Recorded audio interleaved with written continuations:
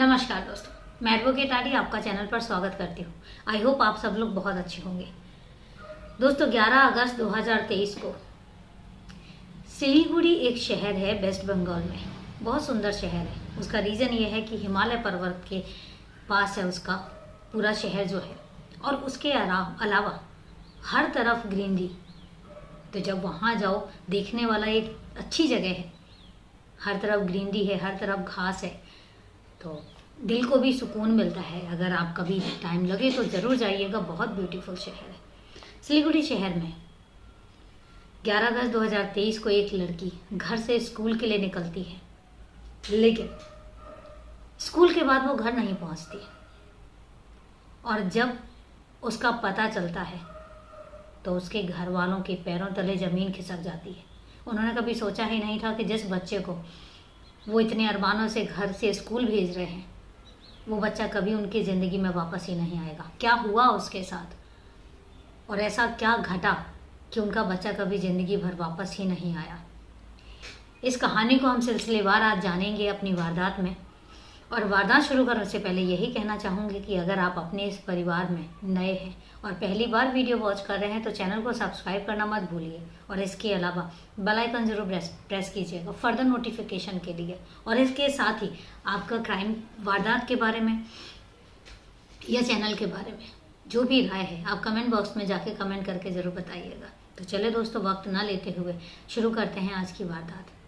11 अगस्त 2023 सिलीगुड़ी में एक लड़की रहती है। 11th स्टैंडर्ड में पढ़ती है। 17 साल की प्रतिमा प्रधान। शहर के बाहर एक आउटर एरिया है। उस आउटर एरिया में एक खंडहर जैसा मकान है। उस खंडहर मकान में, और वो एरिया है माटीगाटा एरिया में एक खंडहर जैसा मकान है। उस खंडहर जैसे मकान के पास ही एक जो व्यक्ति है, बुजुर्ग व्यक्ति, वो वहाँ पर टहल रहा होता है कि इतने में उस खंडहर से उसको एक लड़की के चीखने की आवाज़ सी आती है। अब वो उस आवाज़ की तरफ जाता है और देखता है कि खंडहर के आसपास बहुत सारी झाड़ियाँ उगाई हैं। जो कि ऐसा था, वो खंडहर ऐसा था जिसकी जो पेंट है या जो दीवारें बिल्कुल ढह चुकी थी, और ऐसा लग रहा था कि सालों से इस मकान में कोई गया ही नहीं है। अब वो जब झाड़ियों को साफ कर करके अंदर की तरफ जाता है और जैसे ही गेट के पास पहुंचता है तो देखता है कि गेट में भी जंग लग चुका है। बड़ी मुश्किल से उसको खोलने की कोशिश करता है। इतने में ही वो देखता है कि बगल से एक लड़का जो है वो दीवार से अपनी साइकिल फेंकता है, और जब वो उस लड़के को आवाज़ देता है तो वो लड़का अपनी साइकिल लेके और वहाँ से भाग जाता है। अब उस बुजुर्ग को समझ नहीं आता कि वो क्या करे, लेकिन वो जैसे तैसे दरवाज़ा गेट खोल के अंदर जाता है। जब अंदर जाता है तो अंदर देखता है कि एक लड़की की लाश पड़ी हुई है। वो वहीं पर ही सन्न होकर बिल्कुल खड़ा हो जाता है और ये देखता है कि वो लड़की की लाश जो है पूरी खून से सनी हुई है, और उस लड़की ने जो है स्कूल यूनिफॉर्म पहन रखी है। उसका चेहरा पूरा बिगड़ा हुआ है। जब वो देखता है, कोई भी हो उसका दिल दहल जाएगा। जब वो ये चीज़ देखता है तो फिर वो पुलिस स्टेशन फ़ोन लगाकर पुलिस वालों को इन्फॉर्म करता है। पुलिस भी मौका वारदात पर पहुंचती है। जब मौका वारदात पर पहुंचती है तो देखती है कि एक यूनिफॉर्म में लड़की है और उस लड़की का पूरा चेहरा जो है वो बिगड़ा हुआ है। अब पुलिस को वहाँ से जब और तहकीकात की जाती है तो कुछ और नहीं मिलता, एक पत्थर मिलता है, और जिससे साफ हो रहा था वो खून से सना हुआ पत्थर था। साफ हो रहा था कि उस पत्थर से ही लड़की के मुंह को जो है वो कुचला गया है। अब पुलिस आइडेंटिटी कैसे निकाले, क्योंकि चेहरा तो पूरे तरीके से ख़राब हो चुका है। अब ये तो समझ में आ रहा था कि लड़की जो है वो स्कूल गोइंग है, और ये भी समझ में आ रहा था कि लड़की की एज जो है वो 15 से ऊपर है। अब पुलिस वाले जो है उसका बैग पड़ा हुआ था, लड़की का स्कूल बैग। जब स्कूल बैग वो देखते हैं तो स्कूल बैग में उसके आइडेंटिटी कार्ड मिलता है, और जब आई कार्ड मिलता है तो उसमें उसका नाम पता लगता है, और लड़की का नाम होता है प्रतिमा प्रधान। जब पुलिस वालों को प्रतिमा प्रधान नाम पता चलता है और इसके साथ ही उसमें कॉन्टैक्ट नंबर भी लिखा होता है। अब पुलिस लाश को अपने कब्जे में लेती है और पोस्टमार्टम के लिए भेज देती है। अब यहाँ पर वो आस पड़ोस वालों से पूछती है कि क्या आपने इस लड़की को देखा, लड़की कौन है और किसके साथ आई थी। आस पड़ोस वालों को कुछ भी नहीं पता। हाँ, गुजरने वाले एक चीज़ ज़रूर कहते हैं कि अभी 2-3 घंटे पहले भी इस खंडहर में से लड़की की चीखने की आवाज़ आ रही थी, लेकिन लोगों ने नज़रअंदाज कर दिया और वो अपने काम पर चले जाते हैं। अब पुलिस वाले इस बुजुर्ग से पूछते हैं। बुजुर्ग कहता है कि हाँ, मैंने एक लड़के को यहाँ से जाते हुए देखा है। वो साइकिल अपनी दीवार से फेंकता है और उसके बाद वो वहाँ से कूद कर अपनी साइकिल लेके भाग जाता है। अब पुलिस वाले उस बुजुर्ग से पूछते हैं कि अगर तुम उस लड़के को देखोगे तो पहचान जाओगे? कहता मैं नहीं पहचान सकता, क्योंकि उसका चेहरा मैंने अच्छे तरीके से देखा ही नहीं था। हाँ, इतना ज़रूर है कि ब्लैक टी शर्ट उस लड़के ने पहनी हुई थी, ब्लैक टी शर्ट थी और ब्लैक पैंट था। अब पुलिस वालों को जब ये बात पता चलती है तो फिर वो अपनी तहकीकात और आगे बढ़ाते हैं। यहाँ पर प्रतिमा प्रधान के घर वालों को इन्फॉर्म किया जाता है। प्रतिमा प्रधान के घर वाले बेतहासा पुलिस स्टेशन पहुँचते हैं और जब उनको उनकी बेटी की डेड बॉडी दिखाई जाती है तो वो वहीं पर फफक के रो पड़ते हैं। प्रतिमा प्रधान की माँ तो बेहोश हो जाती है। अब इसके बाद पुलिस जो है, पुलिस स्कूल तक जाने की डिसाइड करती है कि अब स्कूल में जाके पूछा जाए।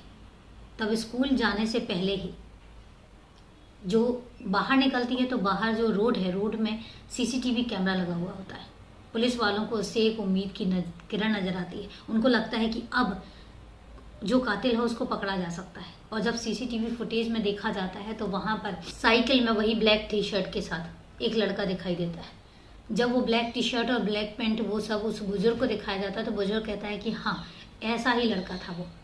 अब पुलिस वालों को समझते देर नहीं लगती कि ये वही लड़का है जो लड़का वहाँ उस घर से, खंडर से भागा था। अब इसके बाद पुलिस जो है उस लड़के की तलाश जारी कर देती है। महज 24 घंटे होते हैं। 24 घंटे में एक चीज़ पता लगती है कि ये जो लड़का है, ये लड़का मोहम्मद अब्बास नाम का लड़का है, जो कि प्रतिमा के घर और स्कूल के रास्ते के बीच में ही उसका घर है। अब पुलिस वाले टाइम ना लेते हुए मोहम्मद अब्बास के घर जाते हैं और मोहम्मद अब्बास जो है वो अपने घर पर ही मिलता है और उसको अरेस्ट करके अपने साथ ले आते हैं। जब उसकी उम्र देखी जाती है तो उसकी उम्र जो थी वो 22 साल थी। इसका मतलब कि वो बालिग था। अब पुलिस अब्बास को जो है पुलिस स्टेशन लेकर आती है, पुलिस हिरासत में लेती है और इसके बाद उससे पूछताछ की जाती है। शुरू में तो वो ना नुकुर करता है, लेकिन उसके बाद जब पुलिस सीसीटीवी कैमरा दिखाती है, उस बुजुर्ग को दिखाती है तो बुजुर्ग भी पहचान कर लेता है और इसके बाद फिर मोहम्मद अब्बास से जो है वो पूछताछ शुरू की जाती है। अब मोहम्मद अब्बास जो कहानी बताता है वो कहानी कोई भी सुनेगा तो दिल दहल जाएगा और अपने बच्चों के लिए जो सेफ्टी है, सेफ्टी पॉइंट ऑफ व्यू से बहुत ज़्यादा स्ट्रांग हो जाएगा। मोहम्मद अब्बास बताता है कि कुछ दिन पहले ही प्रतिमा और उसकी दोस्ती हुई थी। दोस्ती कुछ इस तरीके से हुई थी कि वो प्रतिमा को जो है वो आते जाते देखा करता था। प्रतिमा भी उसको देखती है, उसको पता लग जाता है कि मोहम्मद अब्बास जो है वो उसको देखता होता है और इसी तरीके से स्टार्टिंग होती है हलो हाय से। हलो हाय के बाद दोनों में दोस्ती हो जाती है, दोनों एक दूसरे से नंबर एक्सचेंज करते हैं और दोनों बातें करने लग जाते हैं। इसके बाद जब भी प्रतिमा को टाइम लगता है वो आते जाते ही मोहम्मद अब्बास से मिलती है, बात करती है। यहाँ पर प्रतिमा को पता नहीं था कि मोहम्मद अब्बास के दिमाग में क्या चल रहा है। बात आती है 10 अगस्त 2023 की। 10 अगस्त 2023 को मोहम्मद अब्बास कहता है कि कल एक काम करोगे तो मुझसे मेरे साथ कहीं घूमने चलोगे, क्योंकि पहले भी ऐसा हो चुका था कि प्रतिमा प्रधान जो है वो अपने दोस्तों के साथ कई बार बातें करते हुए या उनके साथ टाइम स्पेंड करते हुए घर पे जो है कई बार लेट हो जाती थी, लेकिन उसके पेरेंट्स को उस पर भरोसा था तो इसलिए वो कभी कुछ कहते नहीं थे। तो प्रतिमा को लगा कि हाँ, अगर उसके साथ वो थोड़ी देर के लिए कहीं घूमने भी चली जाती है तब भी कोई बड़ी बात नहीं है और इस करके वो उसको हाँ कह देती है। अब बात आती है 11 अगस्त 2023 की। 11 अगस्त 2023 को जो कि उन्होंने प्लान किया था, प्लान के मुताबिक जब प्रतिमा जो है स्कूल से फ्री होती है तो स्कूल से फ्री होने के बाद जब वो बाहर निकलती है स्कूल से तो देखती है कि स्कूल के साइड में मोहम्मद अब्बास खड़ा हुआ है अपनी साइकिल लिए हुए। अब वो अपने दोस्तों से बाय कह के और उसके बाद उस मोहम्मद अब्बास के पास जाती है।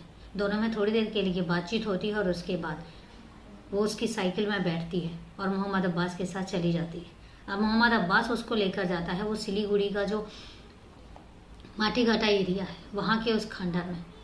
जब वो खंडर में लेकर जाता है तो उस प्रतिमा एक बार पूछती है कि हम यहाँ क्यों आए हैं, तो मोहम्मद अब्बास कहता है कि हमें वक्त नहीं मिलता एक दूसरे से बात करने का, तो यहाँ पर हम बैठ के बात करेंगे। और वो दोनों उस खंडर में चले जाते हैं। खंडर में जाने के बाद फिर मोहम्मद अब्बास उसके साथ ज़बरदस्ती करने की कोशिश करता है। प्रतिमा प्रधान मना करती है तो उसको समझाता है, उसको बहलाता है, लेकिन वो नहीं सुनती और वो कहती है कि मुझे घर जाना है।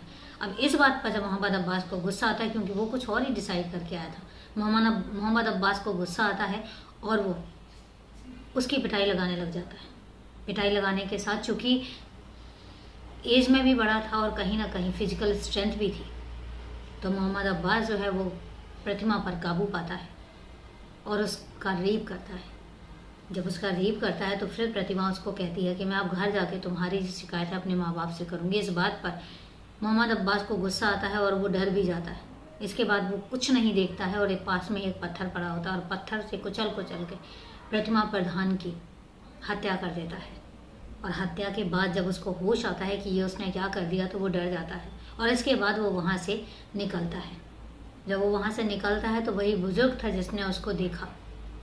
और इसके बाद मोहम्मद अब्बास अपने घर चला जाता है और घर जाके कुछ ऐसे प्रिटेंड करता है कि मुझे तो किसी ने देखा ही नहीं है। उसको यही लग रहा था कि बुजुर्ग ने मुझे पूरी तरीके से देखा नहीं है और मुझे कोई पहचान नहीं पाएगा। लेकिन मोहम्मद अब्बास ये भूल गया कि आज का जो ज़माना है वो टेक्नोलॉजी का ज़माना है। आज का जो ज़माना है CCTV कैमरा हर जगह लगे होते हैं, कोई बच ही नहीं सकता। और इस तरीके से मोहम्मद अब्बास जो है पकड़ा जाता है।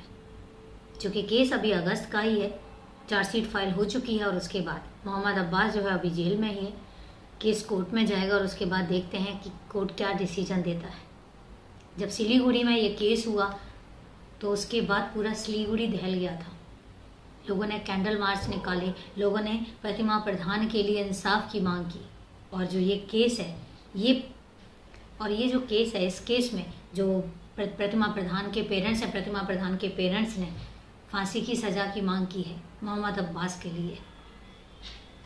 तो ये थी पूरी वारदात दोस्त, ये थी पूरी वारदात। और कई बार हम जब भरोसा करते हैं तो भरोसा करने से पहले ये नहीं सोचते हैं कि हम किस पर भरोसा कर रहे हैं और क्या भरोसा किया जाना चाहिए।